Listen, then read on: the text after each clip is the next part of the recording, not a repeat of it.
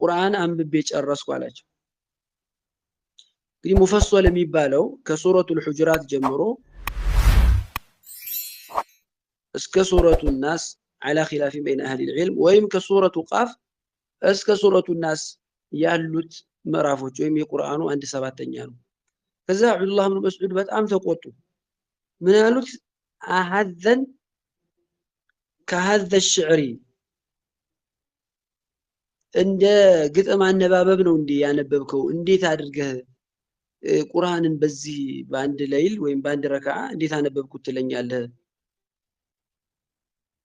ዞር በልልኝ ከፊቴ ብለው ነው ያንን ሰውዬ የዘጀሩት ማለት ነው።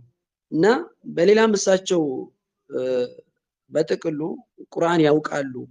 من أراد يقرأ القرآن غضا طريا فليقرأه على أم عبد ያሉላቸው ረሱል አለይሂ ሰላቱ ወሰላም الفاظ القرآن ላይ የተካኑ በጣም በማዕናና በተፍሲር እንኳን ኢብኑ አባስ ቢበልጡም እና በጣም ቁርአን ይችላሉ።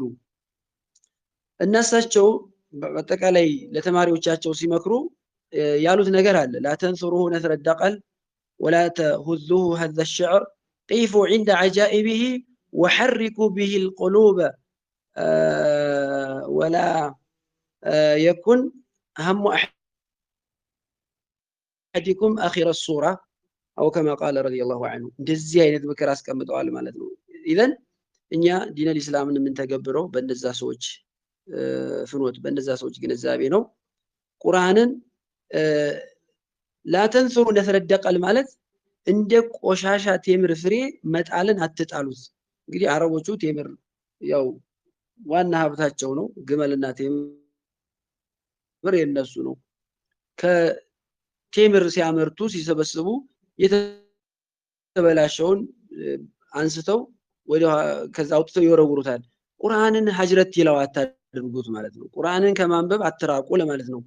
እንደ መጥፎ ቴምር ፍሬ እንደሚወረወረው ቁርአንን ወሮራችሁ ሰቅላችሁ አታስቀምጡት ማለት ነው ይሄኛው። ከዛም ስታነቡ ደግሞ እንደ ግጥም ወይም ደግሞ እንደ መንዙማ አነባበብ ተረር አድርጋችሁ በዜማ ብቻ አታንብቡት ብለው ኢብኑ መስዑድ ረዲየላሁ ዐንሁ ተናግረዋል። ይሄም ብቻ አይደለም። ከዛም ቀጥለው ምንድነው ያሉት? ቂፉ عند عجائبه عند عجائب القرآن የቁርአን አስደናቂ የሆኑ መልእክቶች አጠገብ ቆም ብላችሁ አስቡ አሉ። ቁርአን አጃኢብ አለው። እኛ ቋንቋውም ስለሚቸግረን አጀምዮችም ስለሆን ስላልቀራ ነው አጃኢብ ይሁን ምን ይሁን ሰርጊው ሰደቃ ይሁን የምናውቀው ነገር የለም ብዙዎቻችን። ስለዚህ ቂፉ عند عجائبه ያሉ ይሄን ብቻ ብለው ዝም ባሉ። ቀጠሉና وحركوا به القلوب ልቦችን በሱ አነቃንቁበት አሉ። አያቱል አዛብ አጠገብ ስንደርስ አላህን ሱብሓነሁ ወተዓላ የመፍራት ስሜት ማሳደር አለብን። አያቱል ረህማስ አጠገብ ስንደርስ አላህን ተስፋ የማድረግ ስሜት ልናክል ይገባል ማለት ነው። ይሄንን ያሉት እንግዲህ ታላቁ ሰሐቢ ረዲየላሁ ዐንሁ ሐዲስ አሰሩ በተናጠል እንኳን ደከም ያለ ቢሆንም በመጅሙዕ ጡሩቂሂ ሶሒህ ነው ብለውታል ማለት ነው። እና የመጨረሻው እና አሁን ለተጠየቀው ምሳሌ ምንድነው ጥያቄ መልስ የሚሆነው ምንድን ነበር ያሉት? ወላ የኩን ሀሙ አሐዲኩም የአንዳችሁ ሐሳብና ጭንቀት አይሁን አኺረ ሱራ የቁርአኑ የምዕራፉ መጨረሻ ምን ጊዜ በጨረስኩት ምን ጊዜ ባጠናቅኩት አይሁን። ይሄንን የሚያበረታታ እንዲሁ መጨረስን ቶሎ ብሎ አጣድፎ አካልቦ ጧት ከላይ ማታ ከታች መሆንን የሚያበረታታ የለም። ስለዚህ ኢማም አልቁርጡቢ ተፍሲራቸው ላይ እንደሚሉት እዛ አፈላ የተደበሩን القرآن أم على قلوب أقفالها ወይም ደግሞ ወለቀድ የሰርነ القرآن للذكر فهل من مدكر እነዚህ ቦታዎች ላይ ምን ይላሉ? እዚህ ላይ ተደቡር ዋጅብ ነው ይላሉ እሳቸው። ምክንያቱም አላህ Subhanahu Wa Ta'ala እኛን እንድናስተነትን እያዘዘን ነው።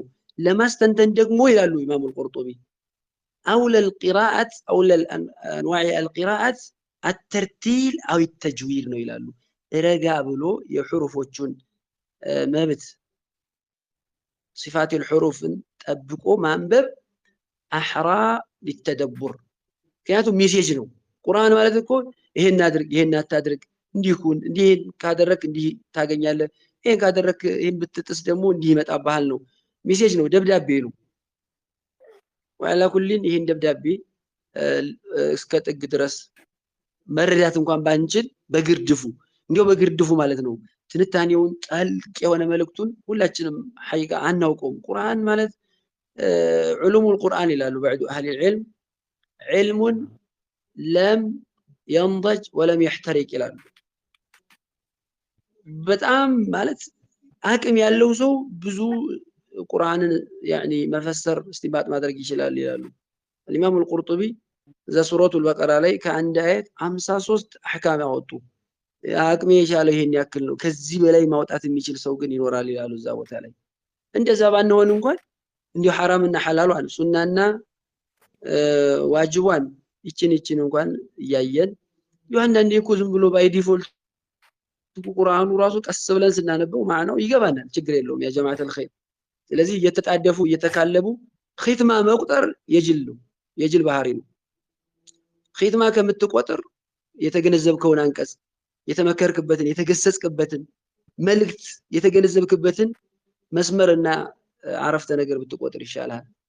ሌላው ኢብኑ ዑሰይሚን عليه رحمة الله እንዳሉት الذين آتيناهم الكتاب يتلونه حق تلاوته أولئك يؤمنون به የሚለውን የቁርአን አንቀጽ ሲያስቡ حق التلاوة ማለት እዚህ ላይ ምንድነው ይላል? ቲላዋ ሁለት አይነት ነው ይላሉ። ቲላወቱን لفظية وتلاوة يعني عملية ቃላዊ ንባብ ማለት ያው ተጅዊዱን ህጉን ጠብቆ ማንበብ ማለት ነው። ግን ዋናው ነገር ግን ቲላዋ አመልያ ቁርአንን በተግባር ማንበብ ማለት የቁርአኑ ውስጥ ያለውን መልእክት በተግባር ማዋል ማለት ነው። በሌላ አንቀጽ አላህ Subhanahu Wa Ta'ala ምንድነው ያለው?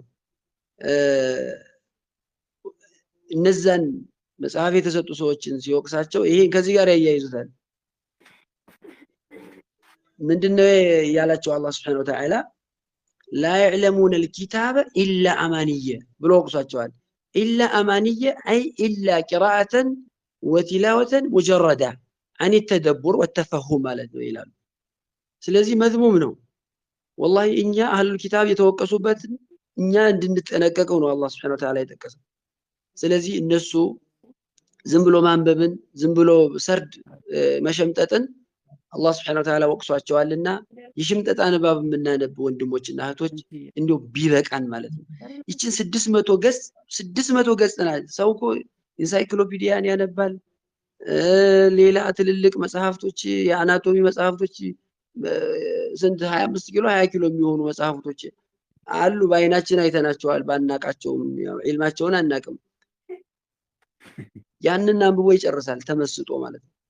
فكيف بكلام الله فكيف بكتاب الله يا جماعة الخير እኔ እንደው ሐቂቃ እንደው ቆፍጠን ብለን እንደው ሽንጣችንን ገተር አድርገን የጌታችንን ንግግር ለመረዳት እንደው ወስነን ብንነሳና ይሄ ባህላዊ ያነባብ ቢቀርብን ለማለት ወዳለሁኝ። አረዘምኩት መሰለኝ። ባረከላሁ ፊኩም። ወሰላሙ አለይኩም ወራህመቱላሂ ወበረካቱ።